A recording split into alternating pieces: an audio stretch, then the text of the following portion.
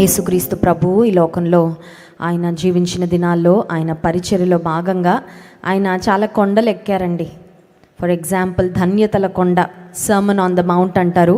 ఆయన కొండ ఎక్కి వారికి బోధించడం మొదలుపెట్టారని మత్తయి సువార్త 5, 6, 7 అధ్యాయాల్లో యేసుక్రీస్తు ప్రభువారు ధన్యతలు అంత మాత్రమే కాదు, అనేకమైన శ్రేష్టమైన అంశాలు ఆయన ఒక కొండ ఎక్కి వారికి బోధించినట్లుగా దేవుని వాక్యంలో చూస్తున్నాం. అయితే ఈరోజు ప్రాముఖ్యంగా మౌంట్ ఆఫ్ ట్రాన్స్ఫిగరేషన్, రూపాంతర కొండ అనుభవాన్ని గురించి ఈరోజు మనం ధ్యానం చేసుకుందాం. మత్తయి సువార్త 17వ అధ్యాయము 1 వచనం నుండి కొన్ని వచనాలు మార్చి చదువుకుందాం. మత్తయి సువార్త 17వ అధ్యాయము 1 వచనం నుండి కొన్ని వచనాలు మార్చి చదువుకుందాం. 6 దినములైన తరువాత యేసు పేతురును, యాకోబును, అతని సహోదరుడైన యోహానును వెంటబెట్టుకొని ఎత్తైన ఒక కొండ మీదకి ఏకాంతముగా పోయి వారి ఎదుట రూపాంతరము పొందెను.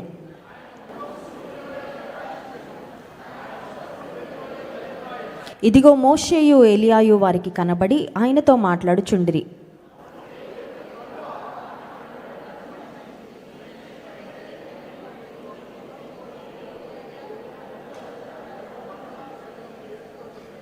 ఐదో వచనం, అతడు ఇంకను మాట్లాడుచుండగా ఇదిగో ప్రకాశమానమైన ఒక మేఘము వారిని కమ్ముకొనెను.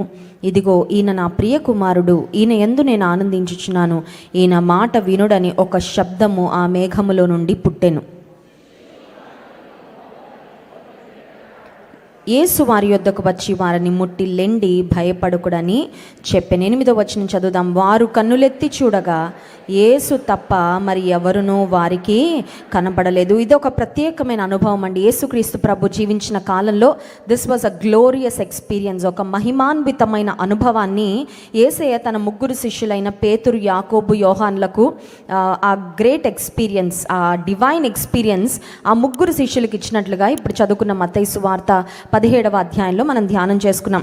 యేసయ్య ఈ 3 శిష్యులను వెంటబెట్టుకొని ఒక కొండపైకి వెళ్ళారు అని ఉంది.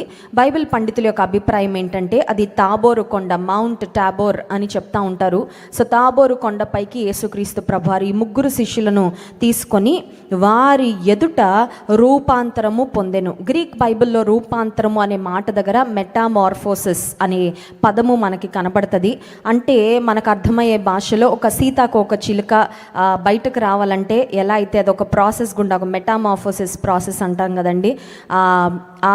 అదే విధంగా యేసుక్రీస్తు ప్రభువారు మానవ ఆకారంలోనే ఉన్నారు, కానీ ఆయన యొక్క మహిమను తన శిష్యుల ఎదుట ప్రత్యక్షపరుచుకున్న ఒక శ్రేష్టమైన అనుభవము ఈ అనుభవం. ఇప్పుడు యేసుక్రీస్తు ప్రభు వారి ఎదుట రూపాంతరం చెందినప్పుడు ఏం జరిగిందంటే 2వ వచనం అందరం కలిసి చదువుదాం. ఆయన ముఖము సూర్యుని వలె ప్రకాశించెను, ఆయన వస్త్రములు వెలుగు వలె తెల్లనివి. ఆయన ఇంగ్లీష్ బైబిల్ ఏమనుందంటే his clothes were as bright as the sun.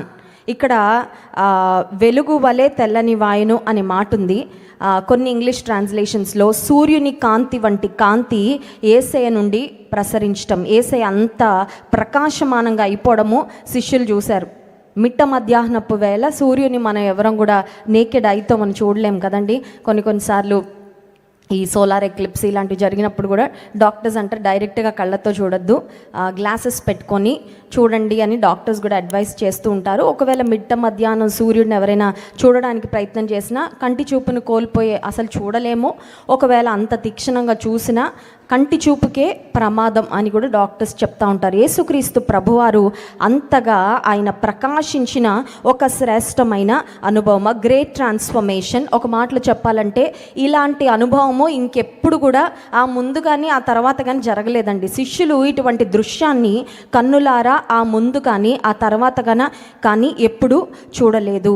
అయితే ఈ పేతురు, యాకోబు, యోహానులలో యోహాను భక్తుడు కూడా ఉన్నాడు కాబట్టి యోహాను సువార్త 1వ అధ్యాయం 14వ వచనంలో యోహాను దైవజనుడు తాను పొందుకున్న ఈ అనుభవాన్ని గురించి మళ్ళీ రాశారు. చూడండి, యోహాను సువార్త 1వ అధ్యాయం 14వ వచనం. ఆ వాక్యము శరీరధారి అయి కృపాసత్య సంపూర్ణుడుగా మన మధ్య నివసించెను. తండ్రి వలన కలిగిన అద్వితీయ కుమారుని మహిమ వలె ఆయన మహిమను కనుగొంటిమి. We have behold his glory. ఆయన మహిమను మేము చూసాం.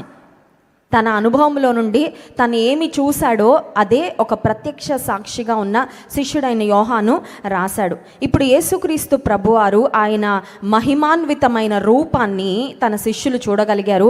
ఆయన మహిమతో ప్రకాశించడము శిష్యులు చూశారు.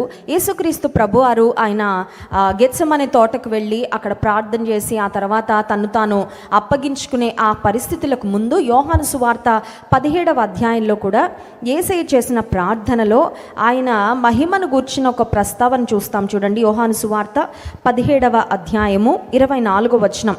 తండ్రి నేనెక్కడ ఉందునో అక్కడ నీవు నాకు అనుగ్రహించిన వారును నాతో కూడా ఉండవలెననియు నీవు నాకు అనుగ్రహించిన నా మహిమను వారు చూడవలెననియు కోరుచున్నాను. స్తోత్రం చెప్దాం. హల్లెలూయా. యేసే ఎంత గొప్ప దేవుడండి, ఎంత ప్రేమ కలిగిన దేవుడండి. పాపులమైన మనల్ని రక్షించి ఆయన ఎక్కడుంటాడో అక్కడే, in the place where he dwells, మహిమాన్వితమైన పరలోక రాజ్యంలో ఆయన ఉండబోతున్నాడు. కాబట్టి నేను ఎక్కడుంటానో అక్కడే నా వారు కూడా ఉండాలి అని నేను కోరుతున్నానంటూ అక్కడ యేసయ్య చేసిన ప్రార్థన, నా మహిమను వారు చూడవలెనని కోరుచున్నాను. శిష్యులకు మాత్రమే కాదు ఈ గొప్ప అనుభూతి దక్కింది, కానీ యేసుక్రీస్తు ప్రభు యందు విశ్వాసం ఉంచి రక్షణ పొంది ఎంతమంది అయితే ఈ లోకాన్ని విడిచిపెడతామో లేదంటే ఆయన రాకడలో ఎత్తబడతామో మనందరం కూడా ఈ అనుభవాన్ని ఒక దినం పొందుకుంటాం. ఏంటి అనుభవం అంటే యేసుక్రీస్తు ప్రభువారి యొక్క మహిమాన్వితమైన రూపాన్ని మనము కన్నులారా చూసి ఆయనను స్తుతించి గణపరిచే శ్రేష్టమైన తరుణము, శ్రేష్టమైన అవకాశము దేవుడు మనకు కూడా అనుగ్రహిస్తారు. ఇప్పుడు ఈ రూపాంతర కొండపైకి వెళ్ళిన శిష్యులు పేతురు, యాకోబు, యోహానులు యేసయ్య రూపం మారడం వారు చూశారు. యేసయ్య ప్రకాశమానంగా ఉండడం వారు చూశారు. అంత మాత్రమే కాదు, యేసయ్యతో పాటు మరిద్దరు వ్యక్తులను కూడా వారు చూశారు. 3వ వచనం, ఇదిగో మత్తయి సువార్త 17వ అధ్యాయానికి తిరిగి వద్దాము. 3వ వచనం, ఇదిగో మోషేయు ఏలియాయు వారికి కనబడి ఆయనతో మాట్లాడుచుండిరి. We see 2 men from the Old Testament. వీరిద్దరు కూడా అప్పుడు బ్రతికున్న వారు కాదండి, అప్పటికి వీరిద్దరు కూడా లేరు భూమి మీద. ఎందుకంటే మోషే ఆల్రెడీ మృతి పొందాడు. అఫ్ కోర్స్ ఏలియా మనందరికీ తెలుసు, మరణము చూడకుండా దేవుని సన్నిధానానికి వెళ్ళిపోయిన దైవజనుడు. మోషేని గురించి ఆలోచన చేసినట్లయితే మోషే ధర్మశాస్త్రానికి సాదృశ్యంగా ఉన్నాడు. ఎందుకంటే 10 ఆజ్ఞల 2 రాతి పలకలు దేవుడు మోషే చేతికే ఇచ్చాడు. ఇప్పుడు పాత నిబంధన గ్రంథంలో మోషే ఒక గొప్ప నాయకుడు. అంత మాత్రమే కాదు, మోషే దేనికి సాదృశ్యంగా ఉన్నాడంటే దేవుడు తన ప్రజలకు ఇచ్చిన ధర్మశాస్త్రం.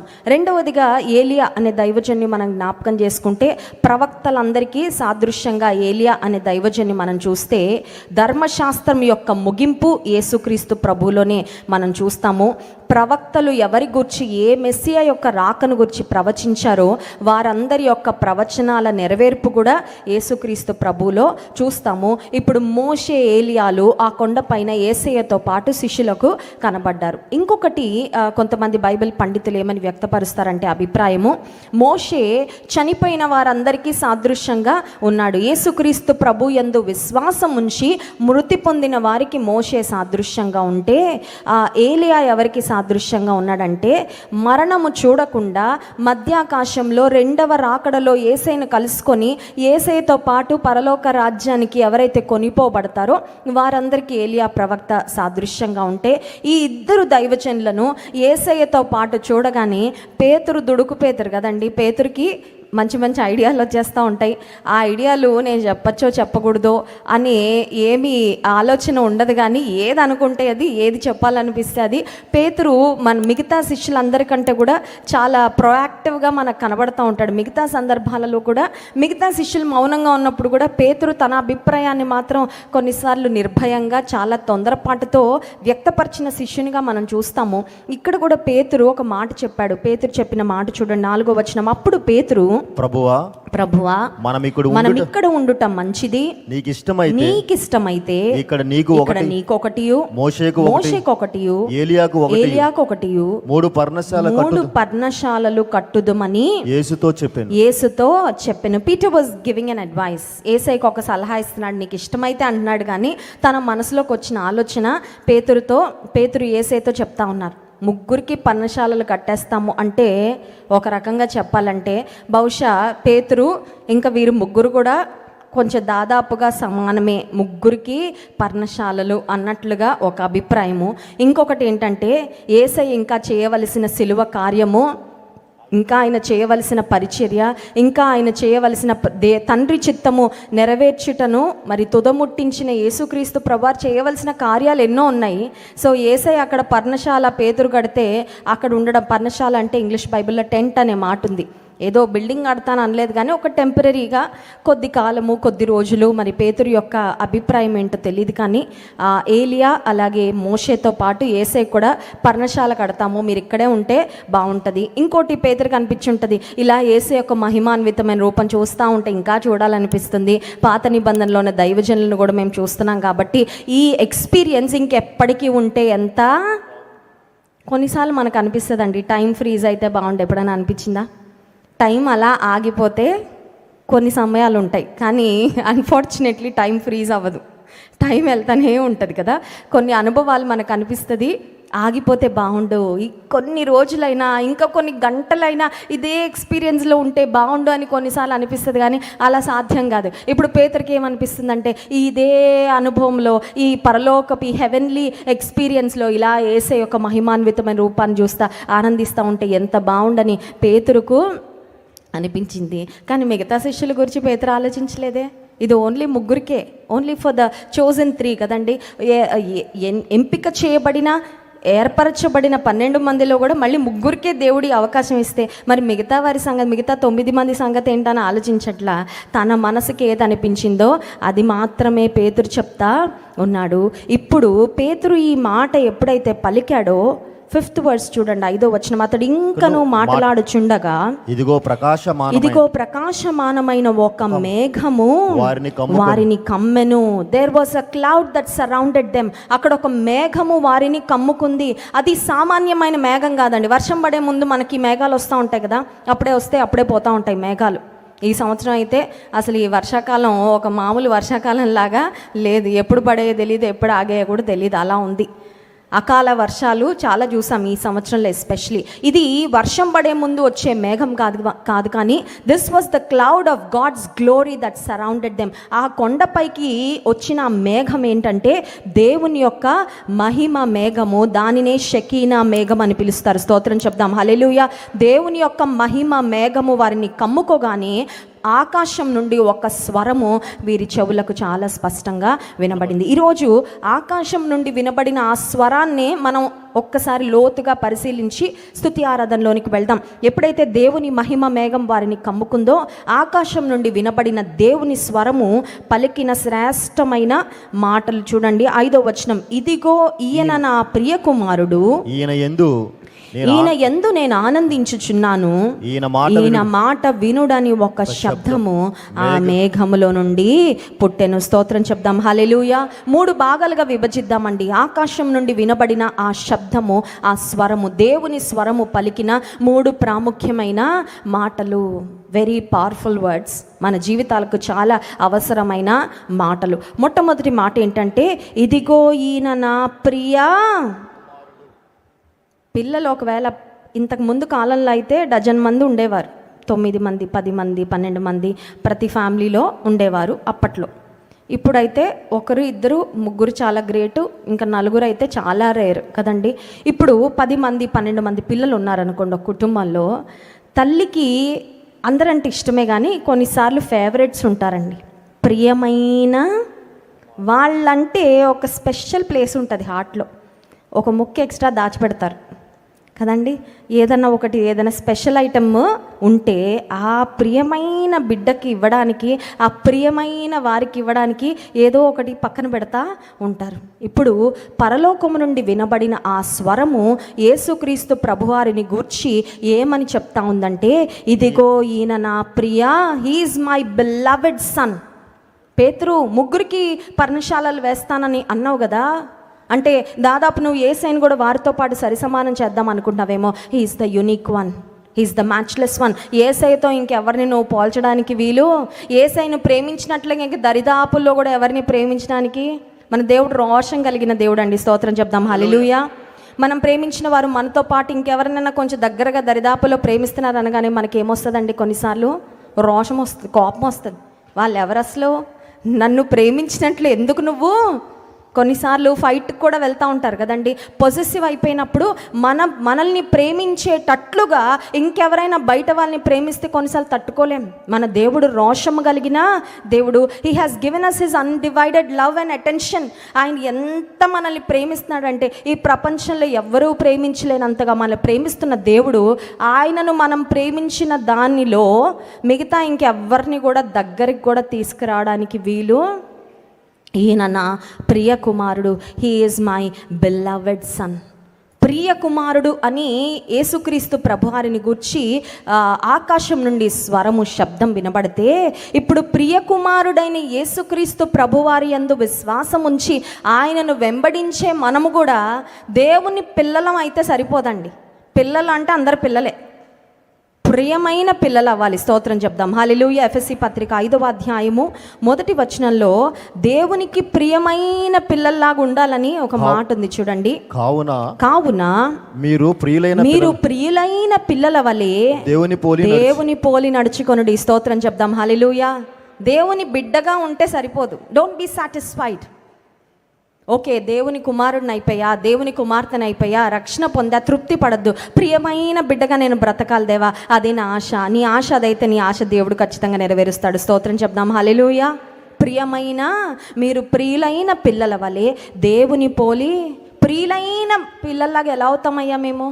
How can we become dear children to you? దేవానికి ఇష్టమైన. కొన్నిసార్లు చూడండి, కొంతమందికి మెసేజ్ పెడతాం, హాయ్ సిస్టర్, హాయ్ అని పేరు. కొంతమందికి డియర్ అని బట్టి పెడతాం. చూసారా, తేడా ఉంది కదా. దానికి దీనికి ప్రేమ ఉంటే అది ఎక్కడో ఒక దగ్గర చూపిస్తానే. మనం పిలిచే విధానంలో, మనం వారిని ట్రీట్ చేసే విధానంలో ప్రియులైన పిల్లల్లాగా మనం ఎలా ఉండగలమంటే దేవుని పోలి నడుచుకున్నట ద్వారా. స్తోత్రం చెప్దాం. హల్లెలూయా. సో పరలోకం నుండి, ఆకాశం నుండి వినబడిన స్వరం ఏంటంటే, ఈయన నా ప్రియ కుమారుడు. ఇంకొక మాట యోహాను సువార్త 17వ అధ్యాయము 4వ వచనం నుండి కూడా చదువుకొని ముందుకు వెళ్దాం. చూడండి, యోహాను సువార్త 17వ అధ్యాయము 4వ వచనం.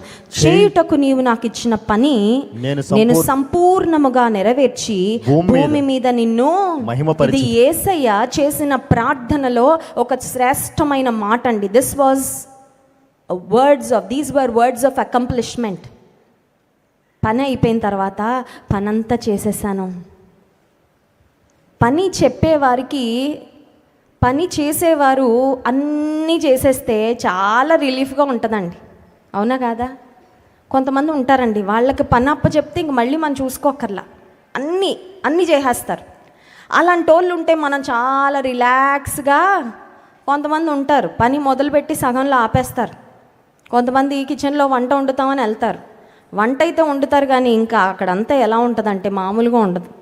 ఆ స్టవ్, ఆ సింక్ అక్కడే పడేసి ఆ కూర మాత్రం ఆ డిష్లోకి వస్తుంది, కానీ హాట్ బాక్స్లోకి మిగతా అంతా ఎలా ఉంటుందంటే, ఆ కూర వండడం ఎందుకు, నేనే అది చేసుకుంటా, ఇదంతా నాకు మళ్ళీ డబుల్ పని.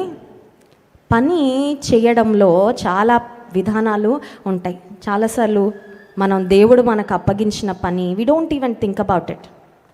నా పనులు ఏమున్నాయి, నా పనులు నేను ఎలా చక్క పెట్టుకోవాలి. దేవుడు మనకు అప్పగించిన పని కూడా ఉంది ఈ లోకంలో. స్తోత్రం చెప్దాం. హల్లెలూయా. ఈ లోకలు మన పనులు మనం చక్కబెట్టేసుకోవడమే కాదండి, మన కుటుంబాన్ని చక్కబెట్టుకోవడం, మన ఉద్యోగము, మన వ్యాపారము, మన ఇల్లు, మన బాధ్యతలు. అదే కాదు, God has given us work on earth. ఈ లోకంలో మనం జీవిస్తున్నప్పుడు దేవుడు మనకి పని, ఆయన కొరకు కూడా మనం పని చేయాలి. మన కడుపు నింపుకోవడానికే కాదు మనం పని చేయవలసింది. ఇప్పుడు యేసయ్య పరలోకపు తండ్రితో చేస్తున్న శ్రేష్టమైన ప్రార్థనలో ఆయన పలికిన మాట ఏంటంటే, చేయుటకు నీవు నాకు ఇచ్చిన పని నేను సంపూర్ణముగా. Jesus is our role model. ఆయన మన మాదిరి, అన్ని విషయాల్లో మాదిరి. ఎందుకంటే తండ్రి ఆయనకు అప్పగించిన పని ఆయన సంపూర్ణముగా నెరవేర్చాడు. సంపూర్ణంగా నెరవేర్చిన ఈ కుమారుడు అద్వితీయ కుమారుడు, ప్రియమైన కుమారుడు అయిపోయాడు తండ్రికి. ఇప్పుడు పరలోకపు తండ్రికి మనం ఇష్టమైన బిడ్డలం అవ్వాలంటే దేవుడు మనకు అప్పగించిన పనిని మనం నమ్మకంగా చేయాలి. ఆకాశం నుండి వినపడిన శబ్దము, స్వరములో 2వ మాట చూడండి. మత్తయి సువార్త 17వ అధ్యాయము 5వ వచనం, ఇదిగో ఈయన నా ప్రియ కుమారుడు, ఈయన యందు నేను ఆనందించుచున్నాను. In whom I am well pleased. ఈయనను బట్టి నేను ఆనందిస్తూ ఉన్నాను. Yesayya, Jesus was a delight. ఈ లోకపు తల్లిదండ్రులకు ఆయన ఆనందాన్ని ఇచ్చాడు, పరలోకపు తండ్రికి కూడా ఆయన ఆనందాన్ని ఇచ్చాడండి. మరియా యోసేపులకు ఆయన విధేయుడై ఉన్నాడనే మాట ఉంటుంది. యేసుక్రీస్తు ప్రభువారు యెరూషలేం దేవాలయంలో అక్కడున్న వారితో ప్రశ్నలు అడుగుతూ మాట్లాడిన తరువాత we don't read a lot about what he did. 30 సంవత్సరాల వయసు వచ్చే వరకు యేసయ్య ఏం చేశారు పెద్దగా డీటెయిల్స్ మనకు కనబడవు, కానీ సువార్తలలో ఒక్క మాట ఉంటుంది. అదంతా కూడా సమ్మరైజ్ చేసి ఏమనంటే, ఆయన తన తల్లిదండ్రులకు విధేయుడై ఉండని. He was obedient to his earthly parents. Mariya యోసేపులకు విధేయుడుగా పరలోకపు తండ్రి పని ఆయన ఫుల్ ఫ్లెడ్జ్డ్గా 30 సంవత్సరాలకు ఆయన పబ్లిక్ మినిస్ట్రీ స్టార్ట్ చేసే వరకు ఎర్త్లీ పేరెంట్స్, భూలోకపు తల్లిదండ్రులకు ఆయన విధేయుడుగా ఉన్నాడు. ఇప్పుడు ఈ భూమి మీద జీవిస్తున్నప్పుడు కూడా మన బాధ్యత ఏంటి, పిల్లల బాధ్యత ఏంటి, యవనస్తుల బాధ్యత ఏంటి, వివాహం అయ్యే వరకు ఎస్పెషలీ పరలోకపు తండ్రికి విధేయులుగా ఉండాలి. భూమి మీద దేవుడు మీకు ఇచ్చిన తల్లిదండ్రులకు కూడా విధేయులుగా, దట్స్ అ కమాండ్, అది దేవుడిచ్చిన ఆజ్ఞ. వివాహం అయిన తర్వాత భర్తలకు విధేయులుగా ఉండాలి. దేవుడు మీకు ఇచ్చిన యజమానులకు విధేయులుగా ఉండాలి. దేవుడు పెట్టిన ఆత్మీయ నాయకత్వానికి విధేయులుగా ఉండాలి. అన్నిటికన్నా ప్రాముఖ్యంగా అల్టిమేట్గా ఆయన మాటకు విధేయులుగా మనము బ్రతకాలి. ప్రియులైన పిల్లలుగా జీవించటము, దేవుడు మన యందు ఆనందించినట్లుగా మనం కూడా యేసయ్య యొక్క అడుగుజాడలలో నడవాలి. స్తోత్రం చెప్దాం. హల్లెలూయా. యెషయా గ్రంథం 42వ అధ్యాయం 1వ వచనంలో యేసుక్రీస్తు ప్రభువారిని గూర్చి చెప్పబడిన ఒక ప్రవచనాన్ని మనం ఇక్కడ చదువుతాం. చూడండి, యెషయా గ్రంథం 42వ అధ్యాయము 1వ వచనం, ఇదిగో నేను ఆదుకొను నా సేవకుడు, నేను ఏర్పరచుకొనిన వాడు, నా ప్రాణమునకు ప్రియుడు. ఇది ఎవరి గూర్చి చెప్పబడిందంటే, this is talking about the Messiah. Yesukristu ప్రభువారిని గూర్చి చెప్పబడిన ప్రవచనము యెషయా ప్రవక్త ద్వారా, ఈయన నా ప్రాణమునకు ప్రియుడు. యేసయ్య ప్రియుడుగా ఉన్నాడు, పరలోకపు తండ్రికి ప్రియమైన కుమారుడుగా, ఆయనను ఆనందపరిచిన కుమారుడుగా ఉన్నాడు. ఇప్పుడు యేసయ్యని పోలి నడుచుకునే మనము, రక్షణ పొందిన మనం కూడా ప్రియులుగా దేవుని కొరకు సాగాలి, దేవుని చిత్తాన్ని నెరవేరుస్తూ ముందుకు సాగాలి. 3వ మాట, మోస్ట్ ఇంపార్టెంట్ వర్డ్, చాలా అత్యంత ప్రాముఖ్యమైన మాట, ఆకాశం నుండి వినపడిన శబ్దములో మత్తయి సువార్త 17వ అధ్యాయం 5వ వచనం చూడండి. ఇదిగో ఈయన నా ప్రియ కుమారుడు, ఈయన యందు నేను ఆనందించుచున్నాను, ఈయన మాట వినుడి. Hear him. అంతే, ఈయన మాట వినండి. అంటే సింపుల్గా చెప్పాలంటే, మీరు సలహాలు ఇవ్వకండి, సైలెంట్గా విన్న మాటకి విధేయత చూపించడం నేర్చుకోండి. మీరు వినుటకు వేగిరపడక, మీరు మాట్లాడుటకు కోపగించుటకు వేగిరపడద్దు, వినుటకు వేగిరపడాలి. Be quick to hear but slow to speak and slow to be angry. Yakobu పత్రిక 1వ అధ్యాయంలో చూస్తాం. చాలాసార్లు మాట్లాడడానికి ఎంత ఉబలాట పడిపోతూ ఉంటాము. ఒకసారి ఒక డిస్కషన్లో కూర్చోగానే we want to share our points కదా, నా దగ్గర ఏముందో నేను అది చెప్పేయాలి, నా దగ్గర ఏది ఉందో నేను అది మాట్లాడేయాలని తొందరపాటు. కొన్నిసార్లు ఎస్పెషలీ ఏదైనా గొడవలు, ఏదైనా డిస్కషన్స్ ఉన్నాయనుకోండి, ఇటోళ్ళు అరుస్తూ ఉంటారు, అటోళ్ళు అరుస్తూ ఉంటారు, ఎవరి మాట ఎవరికి వినపడదు. ఎందుకంటే ఎవరికి వారికి మాట్లాడాలి, జస్టిఫై చేసుకోవాలి, నేనే కరెక్ట్ అనిపించుకోవాలి. దేవుని వద్దకు వచ్చినప్పుడు మాత్రం మనందరం నేర్చుకోవాల్సిన ఒక అనుభవం ఏంటంటే, వినుట నేర్చుకోవాలి. The king who was rejected by God, దేవుని ద్వారా తృణీకరించబడిన రాజైన సౌలు తృణీకరించబడ్డానికి కారణం ఏంటి? What was his sin? అతని పాపం ఏంటి అని ఆలోచన చేస్తే వినలేదండి, దేవుడు చెప్పిన మాట వినలేదు. అందుకే 1 సమూయేలు గ్రంథము 15వ అధ్యాయము 22వ వచనంలో సమూయేలు ప్రవక్త ద్వారా దేవుడు పలికించిన మాటలు చూడండి. 1 సమూయేలు గ్రంథం 15వ అధ్యాయం 22వ వచనం. అందుకు సమూయేలు తాను సెలవిచ్చిన ఆజ్ఞను ఒకడు గైకొనుట వలన యెహోవా సంతోషించినట్లు ఒకడు దహన బలులను బలులను అర్పించుట వలన ఆయన సంతోషించిన ఆలోచించుము. బలులు అర్పించుట కంటే ఆజ్ఞను గైకొనుటయు పొట్టేళ్ల క్రొవ్వు అర్పించుట కంటే మాట వినుటయు శ్రేష్టము. స్తోత్రం చెప్దాం. హల్లెలూయా. అర్పణలు దేవుని సంతోషపెట్టిన దానికన్నా ఎక్కువగా మాట వింటే ఆయన సంతోషిస్తాడండి. As simple as it is. నాకు వయసు చాలా పెరిగిపోయిందండి. ఇప్పుడు అందరు నా మాట వినే స్టేజ్కి వచ్చానండి. నేనే ఒక అమ్మమ్మనండి, నేనే ఒక తాతయ్యనండి. మా ఇంట్లో నా మాటే అల్టిమేట్. మా అబ్బాయి, మా కోడళ్ళు, మా మనవళ్ళు, మా మనవరాళ్ళు, మా వైఫ్ అందరూ నా మాట అయినా దేవుని మాట వినాల్సిందే. దేవుడు ఆయుష్ ఇచ్చినంత వరకు ఆయన మాట వినడం నేర్చుకున్న వారు దేవుని ఆనందింపజేసేవారు. ఇందాక ఈయన యందు నేను ఆనందించుచున్నాను. బాయ్, యేసుక్రీస్తు ప్రభువారు తండ్రి చిత్తాన్ని సంపూర్ణంగా నెరవేర్చారు. He was obedient to the father. బలులు అర్పించుట కంటే చాలాసార్లు మనం యేసయ్యకి ఏదో ఒకటి ఇచ్చేసి I'm making God very happy, దేవుని నేను ఆనంద పెడుతున్నానులే అని కొన్నిసార్లు మనం అనుకుంటూ ఉంటాం, సంతృప్తి పడుతూ ఉంటాం. బలులు అర్పించుట కంటే మాట వినుట శ్రేష్టము. సౌలు రాజుగా తిరస్కరించబడడానికి, సౌలు రాజుగా దేవుడు ఆయనకి ఇచ్చిన స్థానాన్ని పోగొట్టుకోవడానికి కారణం ఏంటంటే అతని మాట వినకపోవడం. మన జీవితంలో కూడా కొన్నిసార్లు శ్రేష్టమైన దేవుని ఆశీర్వాదాలు వచ్చినట్టు వచ్చి కొన్నిసార్లు పోతూ ఉన్నాయేమో. దానికి కారణం ఏంటంటే బహుశా మనం మాట వినలేకపోతున్నామేమో, దేవుని మాట లెక్క చేయడం లేదేమో, దేవుని మాటని పెడచెవిన పెడతా ఉన్నామేమో. ఇశ్రాయేలీయులు మనం జ్ఞాపకం చేసుకుంటే అరణ్య యాత్రలో ఐగుప్తు నుండి బయటకు వచ్చిన తర్వాత they started their journey towards the promise land. వాగ్దాన దేశం వైపు వారు ప్రయాణాన్ని ప్రారంభించారు. కానీ అన్ఫార్చునేట్ థింగ్ ఏంటంటే, బాధాకరమైన విషయము, ఐగుప్తు నుండి బయటకు వచ్చిన అందరూ వాగ్దాన దేశంలో అడుగు పెట్టలేదు. Very sad. అందరూ విడుదల పొందారు, దేవునికి స్తోత్రం. కానీ అందరూ వాగ్దాన నెరవేర్పును చూడలేకపోయారు.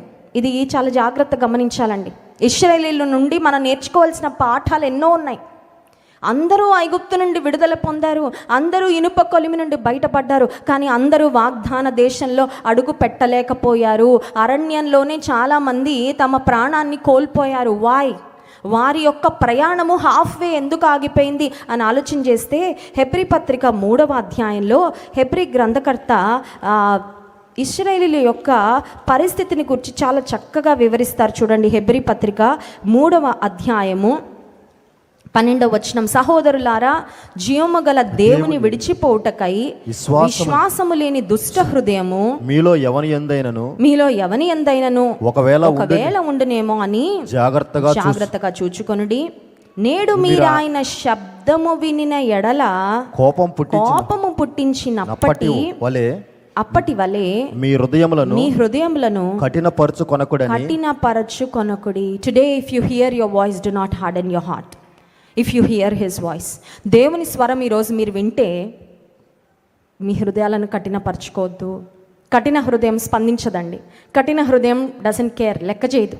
కఠిన హృదయము నాకు ఏదనిపిస్తే అది చేసుకుంటా పోతా అనుకుంటుంది. కఠిన హృదయం సెన్సిటివ్గా ఉండదు, స్పందించే హృదయంగా ఉండదు. దైవజనుడు హెచ్చరిస్తూ ఉన్నాడు, అరణ్యంలో చాలామంది మరణించారు ఇశ్రాయేలీయులు, వాగ్దానాన్ని స్వతంత్రించుకోలేకపోయారు, వాగ్దాన దేశంలో అడుగు పెట్టలేకపోయారు. వారిలాగా మీరు అవ్వడం నాకు ఇష్టం లేదు. మీరు ఈరోజు దేవుని స్వరాన్ని వింటే, దేవుని శబ్దాన్ని వింటే మీ హృదయాలను కఠినపరచుకోవద్దు. 18వ వచనం చూడండి. తన విశ్రాంతిలో ప్రవేశింపరని ఎవరిని గూర్చి ప్రమాణము చేసెను? అవిధేయులైన వారిని గూర్చియే కదా. కాగా అవిశ్వాసము చేతనే వారు ప్రవేశింపలేకపోయిరని గ్రహించుచున్నాము. 18-19 వచనాల్లో 2 ఎక్స్పీరియన్సెస్, 2 అనుభవాలు ఇశ్రాయేలీయులను వాగ్దాన దేశంలో అడుగు పెట్టలేకుండా ఆపేసాయి. ఏంటవి అంటే, ఒకటి అవిధేయత, రెండవది అవిశ్వాసం. అవిధేయత అంటే మాట వినకపోవడం, రెండవది మాటను నమ్మలేకపోతేనే వినలేం కదండి. కొన్నిసార్లు నమ్ముతాం కానీ వినాలంటే బద్ధకం. దేవుని మాటకి విధేయత చూపించాలంటే ఏదో అడ్డుపడతా ఉంటుంది. దేవుని మాటకి విధేయత చూపించలేకపోవడానికి, ఇశ్రాయేలీయులు దేవుని వాగ్దానాన్ని స్వతంత్రించుకోలేకపోవడానికి 5 కారణాలు. మొట్టమొదటిది అవిధేయత, రెండవది అవిశ్వాసము, మూడవది వారిలో ఉన్న తిరుగుబాటు ధోరణి అండి. తిరుగుబాటు అంటే ఏంటంటే rebellious mind. A rebellious mind leads to a rebellious life. తిరుగుబాటు చేసే మనసు, ఆలోచన, ధోరణి తిరుగుబాటు జీవితానికి దారితీస్తాయి. ఇశ్రాయేలీయులు కూడా మోషే అహరోనులకు విరోధంగా తిరుగుబాటు చేశారు. భూమి విడిచి దాతాను, అబీరాము, కోరహు వారిని మింగేసిందంటండి. తిరుగుబాటు చేసిన వారికి ఇశ్రాయేలీయులందరి కళ్ళ ఎదుట దేవుడు కఠినమైన శిక్ష పంపించాడు. కళ్ళ ముందు ఎందుకు చూపించాడంటే, మీరు అదే రూట్లో వెళ్ళారంటే మీకు కూడా అది జరుగుతుంది. పాత నిబంధన గ్రంథంలో దేవుడు చాలా కఠినంగా వ్యవహరించేవాడు. ఆయన ఆజ్ఞలు మీరిన వారికి. ఇశ్రాయేలీయులు వాగ్దాన దేశంలో ప్రవేశించలేకపోవడానికి కొంతమంది కారణం ఏంటంటే అవిధేయత, అవిశ్వాసము, తిరుగుబాటు. 4వది సనిగినవారు. సనుగుట కూడా పెద్ద పాపమే. సనుగుట మనం ఏమనుకుంటాం, చిన్నదే. నువ్వు సనగడం సింపుల్ అనుకుంటావు, కానీ నువ్వు సనిగి పక్కన వాళ్ళ ప్రాణాన్ని విసిగిచ్చేస్తావు. నీకు అర్థం అవట్లా కదండి.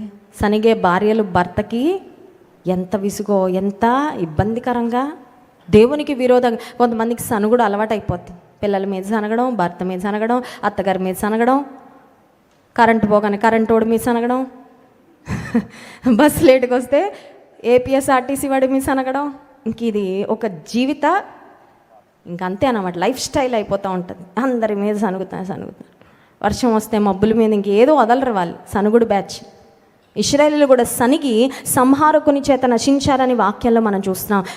అవిశ్వాసము వలన, అవిధేయత వలన, తిరుగుబాటు వలన, సనుగుట వలన కూడా ఇశ్రాయేలీయులు కొంతమంది వాగ్దానాన్ని అయితే పొందారు, కానీ వాగ్దానం యొక్క నెరవేర్పును మాత్రం చూడలేకపోయారు. అంత మాత్రమే కాదు, ఇంకొక మాట కూడా ఉంది చూడండి. దేవుని విడిచిపోయే అనుభవం. 12వ వచనం, జీవము గల దేవుని విడిచిపోవు నట్టి విశ్వాసము లేని దుష్ట హృదయం. దేవుణ్ణి విడిచిపెట్టి వెళ్తే ఇంకా వాగ్దానాలు ఎక్కడ నెరవేరుతాయి?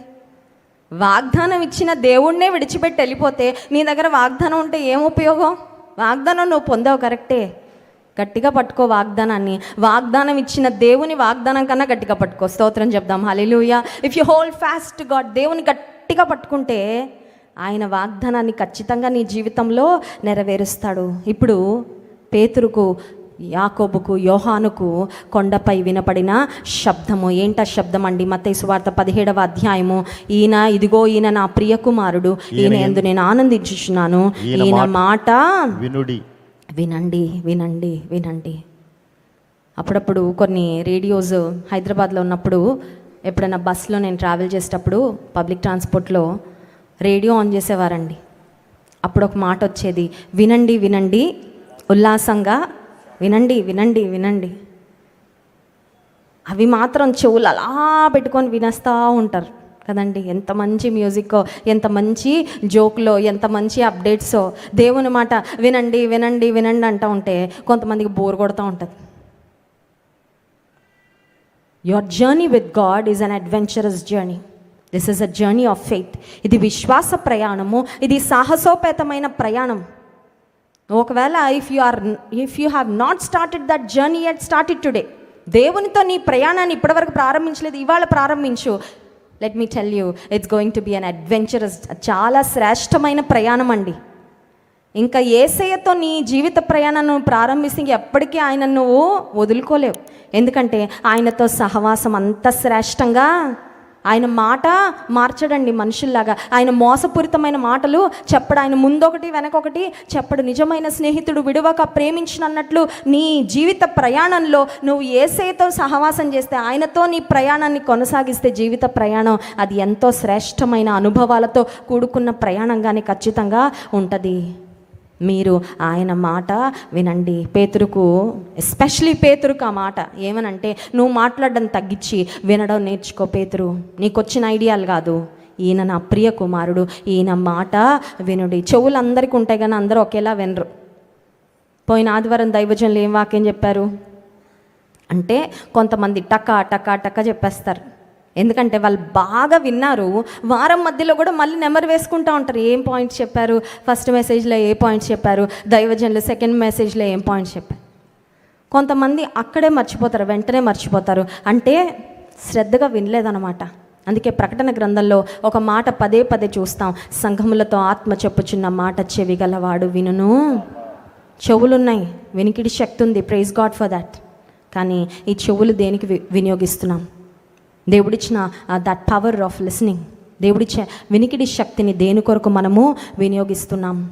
ఒక్క మాట చదువుకొని ముగిద్దాం. చూడండి, యెషయా గ్రంథం 50వ అధ్యాయము 5వ వచనం. యెషయా గ్రంథము 50వ అధ్యాయం 5వ వచనం.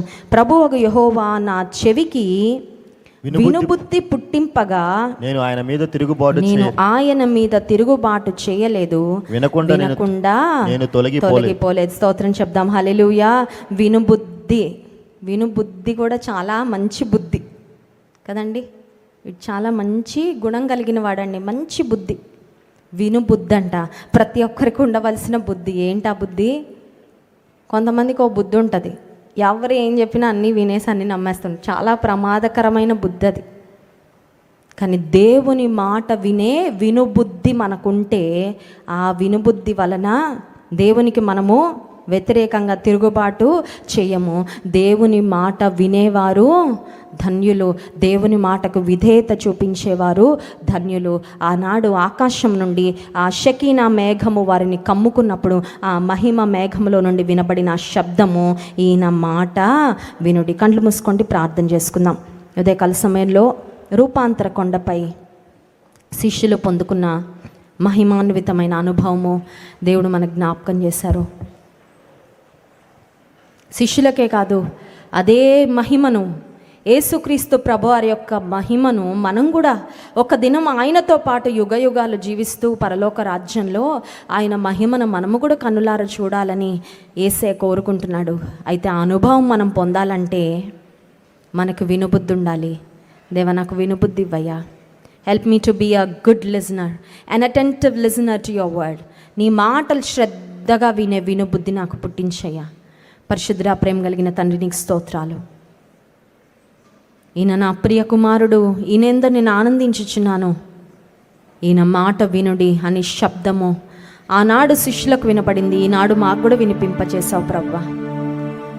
నిజమే నాయన, నువ్వు ప్రియ కుమారుడవు, నీవు అద్వితీయ కుమారుడవు, తండ్రి చిత్తాన్ని నెరవేర్చిన కుమారుడవు. ఏమి చేయడానికి భూమి మీదకి వచ్చావో దానంతా నెరవేర్చిన దేవుడవయ్యా. మేము కూడా ప్రియులమైన పిల్లల వల్ల నిన్ను పోలి నడుచుకోవడానికి మాకు సహాయం చేయి ప్రభా. నీ చిత్తాన్ని నెరవేర్చడానికి మాకు సహాయం చేయి ప్రభా. నీ మాట వినడము ఇంకా ఇంకా మేము నేర్చుకోవడానికి సహాయం చేయి.